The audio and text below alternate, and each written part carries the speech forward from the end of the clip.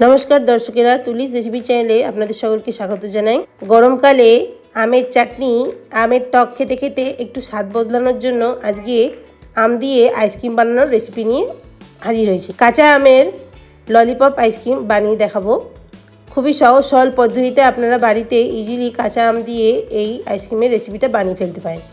ভিডিওটা ভালো লাগলে লাইক করতে ভুলবেন না, চ্যানেলটি সাবস্ক্রাইব করবার অনুরোধ রইল, পাশে থাকা বেল আইকনটি প্রেস করবেন আর নতুন ভিডিওর আপডেট পাওয়ার জন্য। তো চলুন ভিডিওটা শুরু করা যাক। প্রথমে নিয়ে নিচ্ছি দুটো বড় বড় কাঁচা আম। এরপরে কাঁচা আমের মাথার দিকে কিছুটা অংশ কেটে ফেলে দেব। তারপরে খোসাগুলোকে ভালো করে ছাড়িয়ে নিতে হবে। দুটো আমের খোসা ছাড়ানো হয়ে গেলে এরপরে কাঁচা আমের আটিটা বাদ দিয়ে বাকি অংশগুলোকে বড় বড় টুকরো করে প্রথমে কেটে নিচ্ছি। তারপরে ওই অংশগুলোকে ছোট ছোট টুকরো করে কেটে নেব। আটিটা শক্ত থাকে তাই আটিটা আইসক্রিম বানানোর সময় দেওয়া যাবে না। এরপরে এই টুকরোগুলোকে জলের মধ্যে ভিজিয়ে রেখে সসপ্যানে 2 গ্লাস জল দিয়ে জলটা গরম হয়ে আসলে আমের কুচিগুলোকে দিয়ে দিতে হবে আর একটু বিট লবণ দিয়ে দিতে হবে। তারপরে ভালো করে নাড়াচাড়া করে ফুটতে দিতে হবে।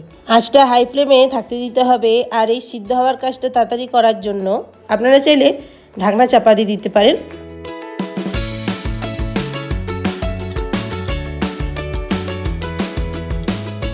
তারপরে 5-10 মিনিট পরে খুলে দেখবেন আমটা একদম সিদ্ধ হয়ে গেছে।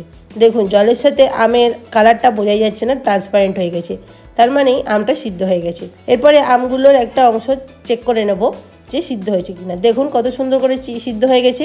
এরপরে গ্যাসের ফ্লেমটা বন্ধ করে দেবো।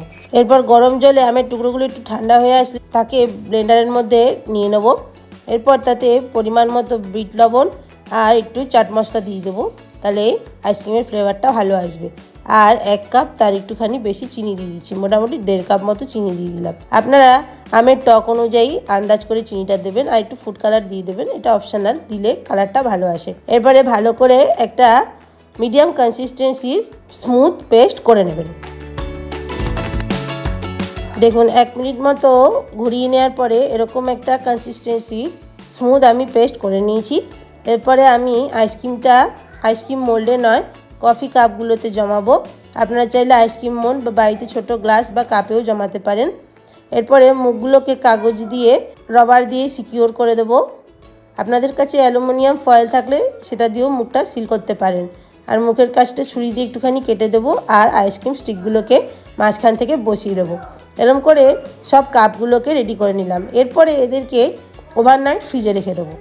দেখুন ওভারনাইট ফ্রিজের পরে দেখুন এরপর আপনাদেরকে দেখাচ্ছি। দেখুন আইসক্রিমটা কি সুন্দর জমে গেছে, কালারটা দেখতে কত সুন্দর লাগছে।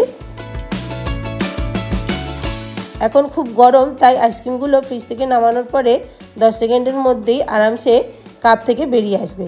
আর বরফের ওপরে রাখার চেষ্টা করবেন, না হলে গলেও যেতে পারে। দেখুন কত সুন্দর কালার এসছে আইসক্রিমগুলো। বাড়িতে অবশ্যই এরকমভাবে আইসক্রিম বানিয়ে দেখুন, খুবই ভালো লাগবে আর খুবই সহজ পদ্ধতি। ভিডিওটা ভালো লাগলে লাইক করতে ভুলবেন না, চ্যানেলটিকে সাবস্ক্রাইব করবার অনুরোধ রইল। Thanks for watching.